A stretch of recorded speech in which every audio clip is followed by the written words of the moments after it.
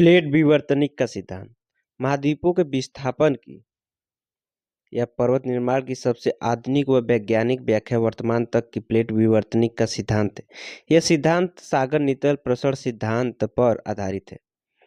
सागर नितल प्रसरण का सिद्धांत, इस सिद्धांत का प्रतिपादन अमेरिकी वैज्ञानिक हैरी हेस द्वारा किया गया। स्मरणीय कि द्वितीय विश्व युद्ध के पश्चात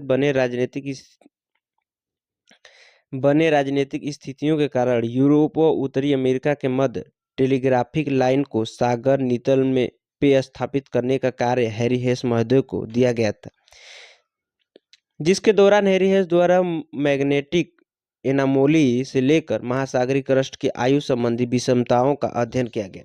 उपरोक्त अध्ययन के अनुसार महासागरों में मैग्नेटिक एनामोली स्पष्ट उपस्थित है। मतलब अध्ययनों के अनुसार पहला रहा महासागरों में मैग्नेटिक एनामोली स्पष्ट उपस्थित है।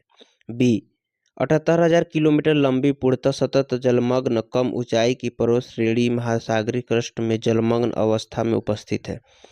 सी है कि विश्व के सबसे गहरे स्थान महासागरीय गर्त के रूप में महासागरीय क्रस्ट पर है।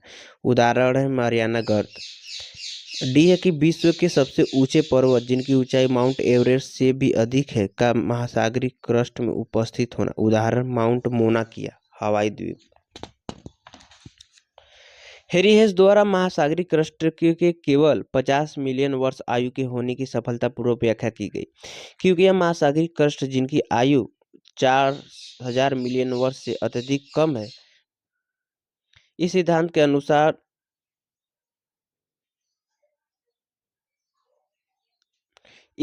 अनुसार संवहनी धाराओं के प्रभाव से महासागरीय क्रस्ट कम ऊंचाई की होने के कारण टूट जाती है। यहाँ दरारी भाग से शांत दरारी उद्गार होता रहता है, जिससे क्रस्टों का निर्माण होता है। यह संवहनी धाराएं महासागरीय क्रस्ट को महाद्वीपीय क्रस्ट के नीचे छेपित कर बेनियाब जोन तक ले जाते हैं, जिससे महासागरीय क्रस्ट के नीचे महासागरीय क्रस्ट नष्ट होती जाती है। जिससे महाद्वीपीय क्रस्ट के नीचे महासागरीय क्रस्ट नष्ट होती जाती है, वह शांत दरारी उद्गार वाले क्षेत्र से नई महासागरीय क्रस्ट का निर्माण होता जाता है। यह एक कन्वेयर बेल्ट की भांति गति करती रहती है तथा लगातार पुरानी महासागरीय क्रस्ट नष्ट होकर नई क्रस्ट के रूप में निर्मित होती रहती है। जैसे यहाँ चित्र है कि दोनों तरफ महाद्वीपीय क्रस्ट है, अब बीच में महासागरीय और फिर महासागरीय प्लेट दोनों तरफ से मतलब संवहनी धाराओं दोनों तरफ उसे विभाजित कर जिस शांत दरारी उद्गार हो रहा है और महासागरीय प्लेट बेनियाब जोन में जाकर नष्ट होती जा रही है। साक्ष्य, शांत दरारी उद्गार वाले क्षेत्र से दोनों ओर समान दूरी में स्थित कटकों की ऊंचाई, संरचना व आयु का एकदम एक जैसा होना। मैग्नेटिक एनामोली से आशय वर्तमान के चुंबकीय ध्रुव से अलग प्रकृति के चुंबकीय साक्ष्यों का होना कहलाता है। यह स्मरणीय है कि पृथ्वी का चुंबकीय क्षेत्र प्रति 1,00,000 वर्ष में परिवर्तित हो जाता है तथा इसी परिवर्तन के कारण यदि अलग अलग समय में महासागरीय क्रस्ट के अलग अलग भाग निर्मित हुए हैं तो उनमें चुंबकीय गुण भी अलग अलग क्षेत्रों में अलग अलग उपस्थित होंगे तथा हैरी हेस द्वारा इसे चुंबकीय एनामोली के अध्ययन में सिद्ध किया गया। महासागरीय क्रस्ट में अलग अलग भागों में अलग अलग चुंबकीय गुण हैं। जैसे यहाँ पे है कि मतलब जैसे महासागरीय क्रस्ट है जिसमें एक पैरेलल लाइन बनी हुई है, खड़ी लाइन बनी हुई है, जो ये दर्शाती कि प्रत्येक 1,00,000 वर्ष में ये मतलब जैसे बदलती रहती है। प्लेट विवर्तनिक का सिद्धांत, प्लेटों के मध्य सापेक्षिक गति को प्लेट विवर्तनिक कहा जाता है, जिसके अंतर्गत महासागरीय महाद्वीपीय प्लेट परस्पर टकराकर ज्वालामुखियों से लेकर भूकंप और सुनामी आदि को जन्म देती हैं। प्लेट से ऐसे क्रस्ट अथवा लिथोस्फीयर से जिसके साथ दुर्बलता मंडल की अत्यधिक सूक्ष्म परत संलग्न होती है। ठीक। यह स्मरणीय है कि प्लेट के मध्य होने वाली गति प्लेट व दुर्बलता मंडल को मध्य सापेक्षिक गति से होता है, मतलब के मध्य सापेक्षिक गति से होता है। प्लेटों को निम्न 2 प्रकार से विभाजित किया जा सकता है, आकार के आधार पर और संगठन के आधार पर। आकार के आधार पे बृहद प्लेट और छोटी प्लेट। बृहद प्लेट में अंटार्कटिका प्लेट, उत्तरी अमेरिका प्लेट, दक्षिण अमेरिकन प्लेट, प्रशांत महासागरीय प्लेट, इंडो ऑस्ट्रेलियन प्लेट जिसमें न्यूजीलैंड भी प्लेट शामिल है, अफ्रीकी प्लेट, यूरेशियाई प्लेट। और छोटी प्लेटों में कोकोस नजका दक्षिण अमेरिका प्रशांत महासागर के मध्य स्थित है, अमेरिका होगा। Juan de Fuca plate, Arabian plate, Philippines plate Asia प्रशांत के मध्य अवस्थित है। अखोटास या कामचटका का plate, Amur, Caribbean plate, Burmese plate. फिर यहाँ विश्व मानचित्र है जिसमें ये सारी प्लेटों को दर्शाया गया है, जिसमें प्रशांत महासागर और उत्तरी अमेरिका प्लेट और दक्षिण अमेरिका प्लेट के मध्य जुआंडी फुगा कोकोस नजका प्लेट अवस्थित है। और यूरेशियन प्लेट बहुत बड़ा प्लेट है जिसका हिमालय से उस पार का भाग है, और इधर भारत इंडो ऑस्ट्रेलियन प्लेट का भाग है, और इसके बीच African plate Indo Australian plate के बीच अरेबियन प्लेट में अवस्थित है। फिर अंटार्कटिका प्लेट, फिर फिलीपींस प्लेट प्रशांत महासागर और यूरेशिया प्लेट के मध्य अवस्थित है। ये मतलब फिलीपींस भी है और अमूर प्लेट भी है और अखोटास प्लेट भी है। अखोटास तो मैक्सिमम प्लेट नहीं, फिलीपींस प्लेट सिर्फ यूरेशिया प्लेट और प्रशांत महासागरीय प्लेट के मध्य अवस्थित है, नहीं तो अमूर प्लेट और अखोटास प्लेट यूरेशियन प्लेट में ही अवस्थित है।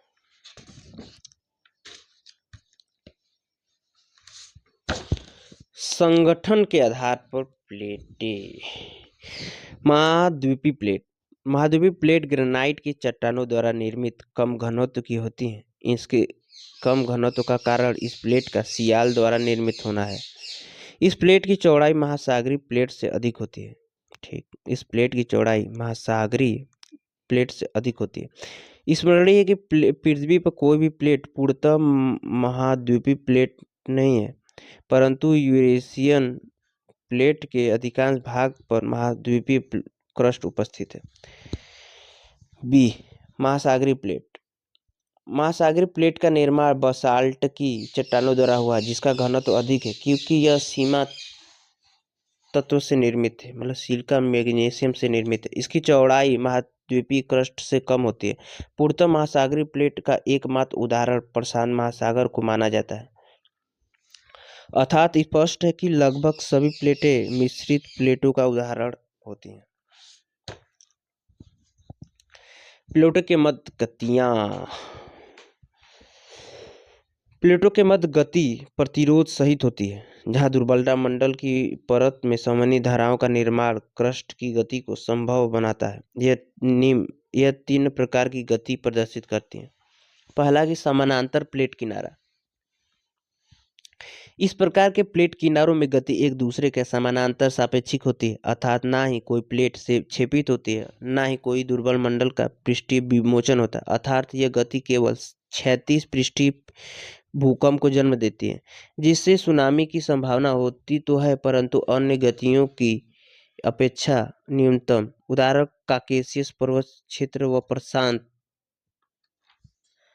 महासागर का छोटी प्लेट के साथ अभिसरण। दूसरा कि अरब व अफ्रीकी प्लेटों की महासागरीय भागों के मध्य समानांतर गति। दूसरा है कि अपसारी प्लेट किनारा, डाइवर्जेंट बाउंड्रीज। डाइवर्जेंट मतलब विभाजित होना। इनसे कटकों का निर्माण होता है। इनमें संवहनी धाराएं एक दूसरे प्लेट के विपरीत होती हैं, मतलब एक बोल सकते हैं क्लॉकवाइज, एक एंटी क्लॉकवाइज। अपसारी प्लेट किनारों में दोनों ही प्लेट एक दूसरे के विपरीत दिशा में गति करती हैं, जिससे दुर्बलता मंडल के मैग्मा का शांत दरारी उद्गार होता है, जिससे नई महासागरीय क्रस्ट का निर्माण भी होता जाता है। इसलिए इसे कंस्ट्रक्टिव या रचनात्मक प्लेट किनारा भी कहा जाता है।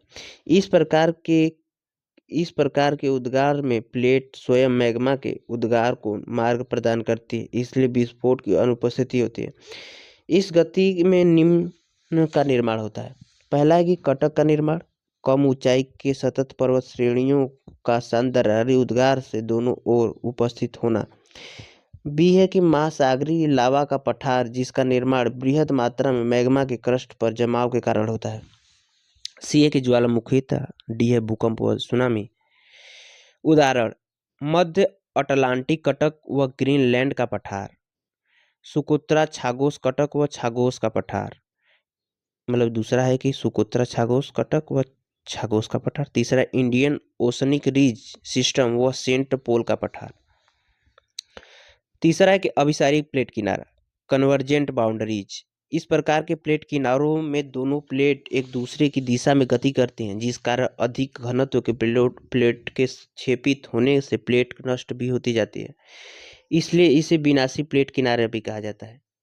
महासागरीय महाद्वीपीय प्लेट अभिसरण, मतलब इसलिए इसे विनाशी प्लेट भी कहा जाता है। मतलब इसमें अभिसारी प्लेट में है महासागरीय महाद्वीपीय प्लेट अभिसरण।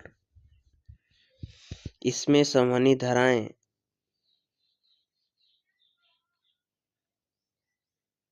एक दूसरे की ओर हैं, ठीक मतलब इधर ही हो, जिससे महासागरीय प्लेट महाद्वीपीय प्लेट के नीचे क्षेपित हो रही है। चलिए इसे व्याख्या करते हैं।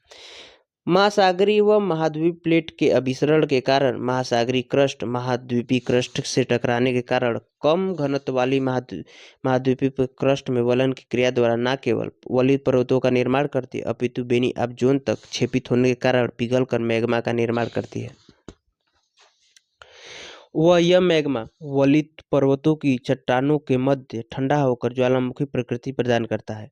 कभी कभी यह विस्फोट के साथ धरातल पर भी आता है, अतः ज्वालामुखियों का निर्माण होता है। कुछ विशेष स्थितियों में यह धरातल के समीप की चट्टानों को गर्म कर गर्म पानी के स्रोतों व धुआरे व गीजर का निर्माण भी करता है। उदाहरण है कि Rockies, Andes, great dividing range, अल्प व एटलस। ओल्ड फेथफुल गीजर, हजार फुहारों का क्षेत्र, अमेरिका। दूसरा है कि महासागरीय अभिसरण। इस प्रकार के अभिसरण में चूंकि दोनों प्लेटों का घनत्व अधिक होता है, इसलिए दोनों प्लेटें क्षेपित होकर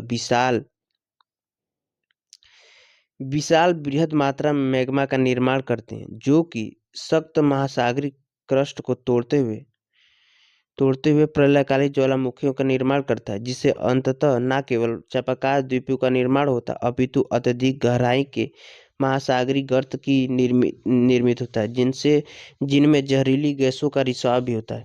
इस प्रकार के अभिसरण से निम्न चापाकार द्वीप समूह का निर्माण होता है, जैसे इंडोनेशिया चापाकार द्वीप समूह, अंडमान निकोबार चापाकार द्वीप समूह, कैरेबियन चापाकार द्वीप समूह। स्मरणीय है कि इस प्रकार के अभिसरण से विश्व के सबसे प्रलयकारी ज्वालामुखियों यथा टोआ ज्वालामुखी, क्रांकाटाओ ज्वालामुखी, फिलीपींस ज्वालामुखी आदि का निर्माण हुआ है। साथ ही प्रलयकारी भूकंप व सुनामी भी सदैव संभावित है।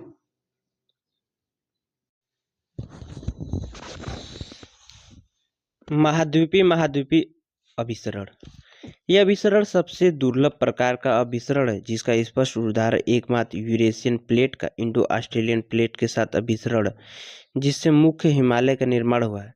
इस प्रकार की प्लेट गतियों में चूंकि दोनों ही प्लेटें कम घनत्व की हैं, इसलिए एक प्लेट दूसरी प्लेट के नीचे धंसती या क्षेपित होती है, अबडक्ट होती जाती है। यहाँ इस प्रणाली के क्षेपित होने वाली प्लेट नष्ट नहीं हो रही है, इसलिए ज्वालामुखीयता अनुपस्थित रहती है। परंतु दोनों ही महाद्वीपीय प्लेटों की चट्टानें वलन की क्रिया से अत्यधिक ऊंचाई के वलित पर्वतों का निर्माण करती हैं। वलन की क्रिया अत्यधिक होने से ग्रीवा खंडों का भी निर्माण होता है। उदाहरण है कि कश्मीर घाटी। यह एक पर्वत श्रेणी न होकर कई समानांतर पर्वत श्रेणियां होती हैं, जिनमें गहरी घाटियों का निर्माण होता है। इस प्रकार का अभिसरण महाद्वीपीय स्तर के पठारों का निर्माण भी करता है। उदाहरण है तिब्बत व पामीर का पठार। यहाँ मतलब भारत और हिमालय का चित्र है। वितरण मध्य महासागरीय प्लेटी, मध्य महाद्वीपीय प्लेटी, परिप्रशांतीय अग्नि मेखला और मध्य प्लेट के ज्वालामुखी व भूकंप। जैसे मेंटल प्लूम, ज्वालामुखीता, mantle plate tectonic, mantle plume. यह स्मरणीय है कि विश्व के अधिकांश ज्वालामुखी, भूकंप और सुनामी प्रभावित क्षेत्र लगभग 70 पर केवल तथा बड़ी 3 बेल्टों में उपस्थित है। मध्य महासागरीय पेटी यह दूसरी सबसे बड़ी ज्वालामुखी मेखला है, जिसका निर्माण महासागरीय क्रस्ट के कुछ स्थानों पर अभिसरण व अत्यधिक सीमित क्षेत्रों में अभिसरण द्वारा हुआ है। यह 3 बड़े प्लेट प्रणालियों के मध्य अवस्थित है। मतलब यहाँ चित्र है। North America, South America, Europe, मध्य अटलांटिक महामेखला, यही था ना भाई। मध्य महासागरीय पेटी, मध्य अटलांटिक को ही मध्य महासागरीय पेटी कहा जाता है। ठीक।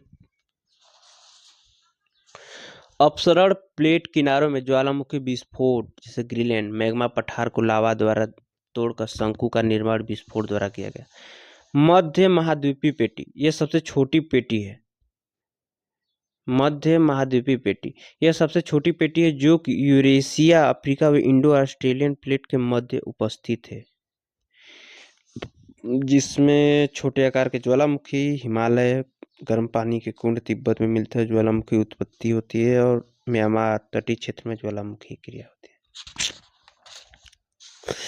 परिप्रशांतीय अग्निमेखला यह विश्व की सबसे बड़ी अग्निमेखला है, जो कि प्रशांत महासागर की प्लेट के यूरेशियन, इंडो ऑस्ट्रेलियन, उत्तर व दक्षिण अमेरिका के प्लेटों के साथ संयुक्त अभिसरण के कारण हुआ है, जिसके अंतर्गत ज्वालामुखीता मेंटल प्लूम से वैल्यूएशन करना है। ठीक चित्र भी यहाँ है।